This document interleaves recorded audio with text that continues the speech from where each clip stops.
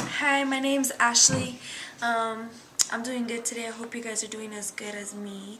I'm reading this book called the Basketball Diaries, and it's basically about this kid named Jim Carroll. He is starting off in basketball, and there's a catch. He can't really play in it because he's 13, but his coach Lefty had got him fake birth certificates for him and his team so they could play in the league. And so they do play, and their games, pretty much the majority of them, they win. And he gets into drugs and alcohol and all kinds of other stuff. And he even goes and he starts drinking like lean and all that. And there's this one incident in the book where him and his friends, they were chilling, they were getting ready to go to school, and it was October, and it was the warmest day that they had so far that they've seen, and they just decided to leave, skip school, go catch the bus down to the ferry to go to Staten Island. So they went, and when they went to Staten Island and then they were on the boat, on the ferry, they had got some, I believe it's Cameron or some, I don't know, but something to sniff paint, and they got their first high off of that. And after they took 4 big whiffs of it, they were just gone. They were just gone. And they vowed never to do it ever again towards the end because they had threw up on the side of the rails, and down below was this big guy. Like, he was buff, and they threw up all over him. And they were running from him. They were scared that he was gonna beat him up. So they vowed after they got off that to never ever do that again. And then there's this also one incident where he had got caught.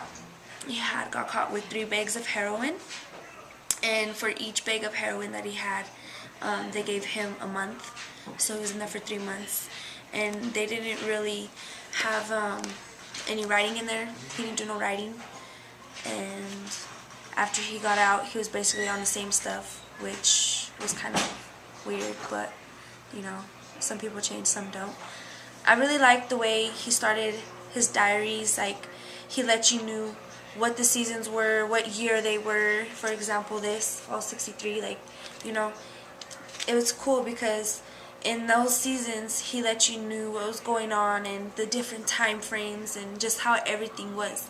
Also, in one of the parts of the book, it talks about him going on top of the roof, and he was watching this lady, like, you know, just with how do you say, she was like playing with herself. It was pretty weird. It got graphic, but I mean, if you're mature, you can handle it. I wouldn't recommend this book to anybody that's immature, anyone that's not 18 or older. The way the chapters are written are cool. There's no humor in this book, but I really like how he got it like straightforward. He told you exactly like what happened. And I noticed that in the book, some of it was like over the top. So I kind of think in some of the parts of the book he over exaggerated in things. But you know, some people always exaggerate, some don't. Also in here, he had a couple chapters where he just wrote just to wrote. I mean, write just to write in there. There wasn't like really anything that specific that happened that day. He was just stalling time to write. The theme I would say of this book is just about life, like how one simple kid can go from doing okay to just go down the wrong road, doing drugs and just getting so far deep into it that it doesn't really matter anymore. Also, he even like started stealing from people just to get a fix, just to get whatever he could. And he also talked about how he thought weed was the addictive type of drug and how heroin he thought wasn't.